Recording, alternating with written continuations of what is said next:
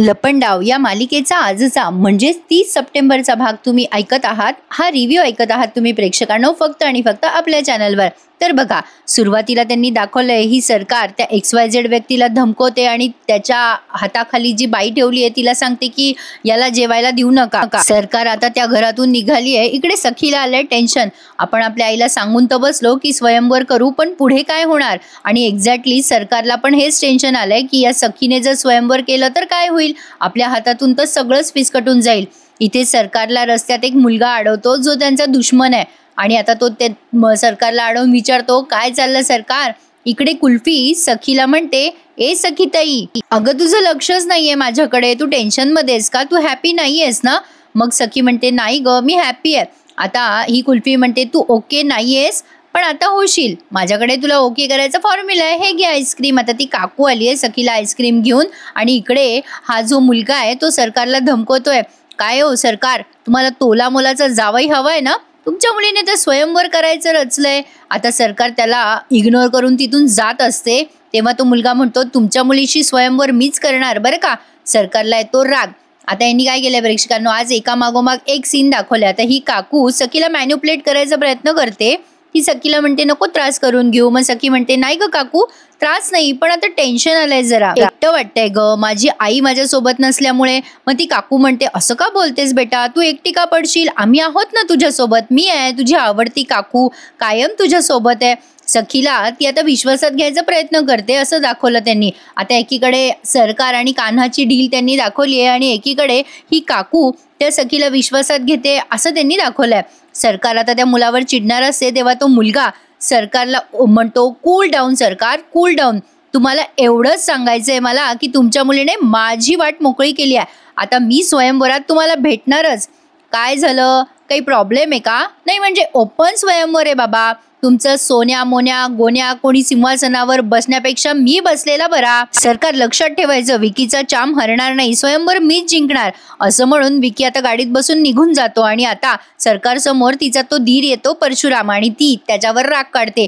परशुराम आणि विकी यांच्यामध्ये काहीतरी नातं आहे असं दिसतंय प्रेक्षकांनो, कारण जेव्हा हा विकी बोलत असतो तेव्हा परशुराम झाडाआडून ऐकत असतो बरं का। तर बघा आता नेमकं काय होतं। इकडे काकू आता सखीला म्हणते, बेटा तू टेन्शन नको घेऊस बेटा, तुझ्या लढाईत ना आम्ही तुझ्या सोबत आहोत। सरकार जरी समोर आल्या ना तरी आता ती बोलताना थांबते आणि म्हणते, अगं असं नव्हतं म्हणायचं मला, तुझ्या आईच्या विरोधात जायचं नव्हतं मला, पण बेटा तुझं कौतुक वाटतं आम्हाला, तू तर सरकारच्या विरोधातच उभी राहिलीस। ही काकू आडून आडून सखीच्या मनाचा थांगपत्ता कळतो का हे विचार करायचा प्रयत्न करत असते। तो मुलगा विकी आल्यामुळे ही सरकार चिडलेली असते आणि ती परशुरामला कॉफी घेऊन ये असं म्हणते। तर कॉफी घेऊन येऊ का असं तो परशुराम म्हटल्यावर ती चिडून म्हणते, नरळीचा घोट घेऊ का? आणि डायरेक्ट ती त्या सरकार तिच्या ऑफिसमध्ये दाखवली आहे। सरकार आता विचार करते की आता पुढे काय होईल, कशी ही प्रॉपर्टी तिच्या हातात येईल वगैरे वगैरे। परशुरामने तिच्यासाठी कॉफी आणली आहे बरं का। सरकार आता टीव्हीवर बातमी ऐकते, सखीबद्दल सगळीकडे सर्क्युलेट झालेला आहे तो व्हिडिओ, सखीचा लाईव्ह व्हिडिओ। त्यामुळे आता काय होईल कसं होईल हे जबरदस्त टेन्शन सरकारला आलं। सरकार स्वतःला समजवते की आधी बरंच काही केलंयस तू, आता पॅनिक होऊ नकोस, काम डाऊन। आता परशुराम जेव्हा आत येतो तेव्हा सरकार चिडून म्हणते, नॉक करून यायचं। परशुराम म्हणतो, सॉरी सरकार। आता ही सरकार त्याला हकलवते। आता पुन्हा दरवाजा न वाजवता कोणीतरी आलाय आणि आता दुसरं तिसरं कोणी नसून कान्हा साहेब आले। सरकारला वाटतं परशुरामच आहे म्हणून ती जोरात बॉल मारते, तिच्या हातातला बॉल। तेव्हा कान्हा तो कॅच करतो आणि म्हणतो, अरे सॉरी, नॉक करून यायचं राहिलं ना, पण सरकार मला ना महत्वाचं बोलायचंय बरं का। कान्हा लगबगीने सरकारच्या समोर बसतो। सरकार म्हणते, ए मला काही बोलायचं नाहीये, चल आउट। कान्हा म्हणतो, मॅडम सखी सदन चाळीबद्दल बोलायचं असेल तर बोलू का? आता सरकार एकदम त्याच्याकडे बघतच राहते। सरकार समोर आता त्याने एक फाईल पुढे केली आहे आणि त्या फाईलमध्ये सखी सदन चाळीचे पेपर आहेत। आणि काय केलंय प्रेक्षकांनो, कान्हाने एक लबाडी केली। आता हे सगळं कान्हा कुठल्या तरी उद्देशाने करतोय हे आपल्याला कळलंय। कान्हाने दाभाडे काकूंकडनं काहीतरी लिहून घेतलंय। त्या पेपरमध्ये सगळ्या चाळीचे मालकी हक्क किंवा चाळीबद्दल काहीही असो डिसिजन ते दाभाडे काकू घेऊ शकतात असं त्या फाईलमध्ये लिहिलंय आणि त्यावर दाभाडे काकूंची सही घेतली आहे। कान्हा आता दाभाडे काकूंना कन्व्हिन्स करताना दाखवलं। काय झालंय प्रेक्षकांना, थोडी गल्लत झाली माझी, सॉरी। काय झालंय, कान्हाला दाभाडे काकू म्हणतात, मला वाचून दाखव रे कान्हा, कसले पेपर आहेत? कान्हा म्हणतो, अहो दाभाडे काकू वाचून दाखवतो ना तुम्हाला, अहो माझ्या तोंडी पाठ आहे सगळं। यात काय लिहिलंय दाभाडे काकू? यात न चाळकरी लोकांनी सगळे एकमताने अधिकार तुम्हाला दिलेत दाभाडे काकू. मला सांगा, त्या तेजस्विनी कामतला टक्कर देण्यासाठी एकतरी खमकी बाई आहे का? तुम्हीच आहात या चाळीमध्ये. तुम्ही पटापट सह्या करा बरं सह्या. आता विश्वासाने दाभाडे काकूंनी त्यावर सह्या केल्यात, पण त्यामध्ये काहीतरी वेगळंच लिहिलेलं आहे प्रेक्षकांनो. कान्हाने दाभाडे काकूंना फसवलंय. तर कान्हाने तो करारनामा आता वाचवून दाखवलाय या तेजस्विनीला. त्यात लिहिलेलं असतं की आम्ही चाळकरी सर्व मतांद्वारे हे सगळे चाळीचे अधिकार सविता दाभाडेकडे सुपूर्द करतोय. आम्ही सगळे रहिवासी या सगळ्या अटी मान्य करतोय. आता खरा करारनामा नेमका काय आहे हे जरा गौडबंग आले बरं का प्रेक्षकांनो. तेजस्विनी ते ऐकते आणि तिला शॉकच बसतो. ती म्हणते, हे कसं काय केलंस तू? आता कान्हा म्हणतो, मॅडम तुम्हाला म्हटलं होतं ना महत्वाचं काम आहे, आता सगळं तुमच्या हातात आहे. तेजस्विनी म्हणते, शक्यच नाहीये. मी 12 वर्षापासून प्रयत्न करते या गोष्टीसाठी. तू एका दिवसात हे काम कसं काय केलंस रे कान्हा? कान्हा म्हणतो, विश्वास. मॅडम विश्वास असला ना की कामं पटापट होतात. दाभाडे मावशी माझ्यावर विश्वास ठेवतात डोळे झाकून, म्हणून तर त्यांनी सह्या केल्यात यावर. आणि मुख्य म्हणजे तुम्ही माझ्यावर विश्वास ठेवा मॅडम, डोळे झाकून, कारण मी फार कामाचा माणूस. तेजस्विनी अतिशय चालाक बाई दाखवली आहे. ती कान्हाला म्हणते, तू का रे माझ्यावर विश्वास ठेवतोयस? नाही, मी अजूनही दाभाडेला हे पेपर दाखवू शकते आणि तुला अडचणीत आणूच शकते. आणि मी असं केलं तर काय करशील? कान्हा आता हसतो आणि म्हणतो, नाही नाही मॅडम, तुम्ही असं नाही करणार, मला माहिती आहे. तेजस्विनी म्हणते, तुझ्यात एवढा कॉन्फिडन्स? आता कान्हा म्हणतो, मॅडम तुम्ही ऐकलं असेल ना, सोन्याची कोंबडी देणारे अंडी वगैरे, अहो तेच आहे हो सगळं. काय आहे ना मॅडम, मी फार कामाचा माणूस आहे, तुम्हाला नाही कळणार. हा काय आहे ना, लक्ष असू द्या सरकार. काय झालं, तुमच्या माणसाने अडकवलं, पण तरी सुद्धा मी इथे आलो की नाही. जरा प्रॉब्लेम झाला, पण काय झालं आता, ही झाली माझी तुमच्या प्रतीची निष्ठा. बाकी तुम्ही आधुनिक चाणक्य आहातच, तर असो, मी येतो बरं का. आणि हां, जाता जाता एक सांगायचं राहिलं, तुम्ही सध्या चाळीकडे फिरकू नका बरं का. दाभाडे जर तुम्हाला वरचढ ठरली ना, तर ही फाईल तिच्या तोंडावर अशी फेका, म्हणजे डायरेक्ट चेकमेट होऊन जाईल बरं का. काय, येतो मी, काळजी घ्या. आता असं म्हणून कान्हा निघत असतो बरं का. तेजस्विनीला काय वाटतं कोणास ठाऊक. तेजस्विनी आता स्वयंवराबद्दल या कान्हाला सांगते आणि त्याला म्हणते, तेजस्विनी मनात विचार करते, स्वयंवरामध्ये माझ्याकडून जाणारा कॅन्डिडेट सापडला. आय थिंक सो प्रेक्षकांनो, कान्हाच्या मनात हेच असावं. आता तेजस्विनी कान्हाला थांबवते आणि म्हणते, थांब जरा. कान्हा वळून बघतो तेव्हा तेजस्विनी त्याला नाव गाव सगळं विचारते जवळ बसून. कान्हा म्हणतो, माझं नाव कान्हा.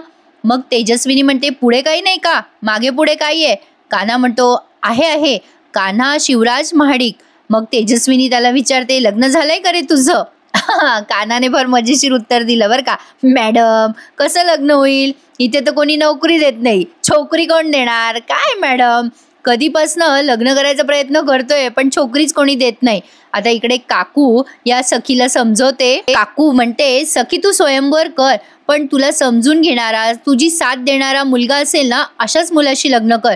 बरं जाऊ दे, मी माझंच काय बोलते, तू सांग बरं तुला कसा मुलगा हवा. सखी विचार करते आणि म्हणते, अगं काकू मी विचारच केला नाही कधी लग्नाचा, असा मुलगा कोण हवा वगैरे ते तर दूरच राहिलं. मी या सगळ्या बाबतीत कन्फ्यूज आहे ग काकू, मला नाही कळते मी कोणाशी लग्न करावं. आता पुन्हा तेजस्विनी आणि कान्हाचं सीन दाखवलाय. तेजस्विनी म्हणते, माझ्याकडे एक मुलगी आहे, ती करेल तुझ्याशी लग्न. कान्हा म्हणतो, कोण मुलगी आहे? तेजस्विनी म्हणते, सखी कामत. कान्हा एकदम शॉक्ड होऊन जातो आणि म्हणतो, मॅडम काय बोलताय तुम्ही? तेजस्विनी म्हणते, अरे काय, मगाशीच म्हणालास ना पैशासाठी कुठलंही काम करशील, मग हे सुद्धा तसंच काम आहे असं समज. सखी कामतच्या स्वयंवरात तू भाग घेणार. कान्हाला हे ऐकून जरा शॉक्ड बसलाय बरं का. आता तेजस्विनी म्हणते, फक्त भाग नाही घ्यायचा, तर हे स्वयंवर तू जिंकून दाखवायचंस. आणि आता हे ऐकल्यावर कान्हाला काही उमजेना, but I think so Kanha ह्याचसाठी इथे आला असावा असं वाटतंय. प्रेक्षकांनो, तुमचे अभिप्राय मला आवर्जून कळवा आणि आपल्या या रिव्ह्यूला लाईक करायला विसरू नका. काकू इकडे सखीला समजवते, बेटा हे बघ सखी, हे स्वयंवर कोणीतरी जिंकणारच. सखी म्हणते, काकू मला ते नकोय. मग लगेच ती काकू म्हणते, म्हणजे? सखी म्हणते, अगं म्हणजे मला तेच म्हणायचे की या स्वयंवरात कोण जिंकतंय. मला माझ्या आयुष्याचा जोडीदार निवडताना असे प्लॅन करायचे आहेत की ते प्लॅन कोणी कंप्लीट करूच शकणार नाही. म्हणजे मी या स्वयंवरामध्ये असे तास ठेवणार आहे, खूप अवघड. काकू म्हणते, म्हणजे?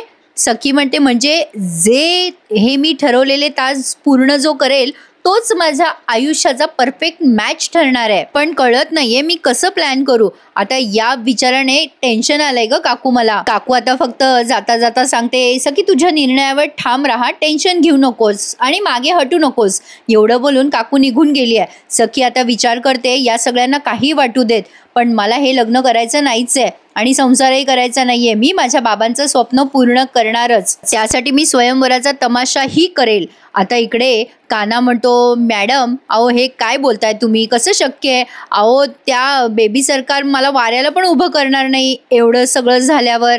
तेजस्विनी म्हणते, मला त्याच्याशी घेणं देणं नाहीये. तूच म्हणालास की कुठलंही काम करशील पैशासाठी, तर हा तुझ्यासाठी गोल्डन चान्स आहे. आता हा चान्स घालवू नकोस. स्वयंवरात भाग घ्यायचा हाच एक चॉईस आहे तुझ्याकडे आणि ते स्वयंवर तूच जिंकायचं, कळलं तुला. कान्हा आता तेजस्विनीकडे बघतच राहतो आणि एपिसोड इथे पूर्ण होतो. आणि प्रेक्षकांनो, खरी मालिका आता सुरू होणार आहे. पुढच्या भागात आपल्याला दिसणार आहे, सखीने तिचा जो व्हिडिओ लाईव्ह केला ना तो व्हायरल झालाय. त्यामुळे ती बाहेर गेल्यावर खूप मुलं तिच्या मागे लागली आहेत की हिच्या प्रॉपर्टीचा वारस आपणच होऊ आणि तिला त्रास देण्यासाठी तिच्या मागे मागे फिरताय. तेव्हा कान्हा ॲज अ ड्रायव्हर म्हणून तिच्या समोर येतोय आणि त्या मुलांशी फाईट करतोय. आता सखीच्या मनात कान्हा घर करू शकेल का, मला कमेंट करून नक्की सांगा. आणि या मालिकेबद्दल तुमचे काय अभिप्राय आहेत ते मला कळवा. रिव्ह्यूला लाईक करा आणि भेटूयात पुन्हा एकदा लपंडाव या मालिकेच्या नेक्स्ट रिव्ह्यू मध्ये. तोपर्यंत टेक केअर मंडळी, धन्यवाद.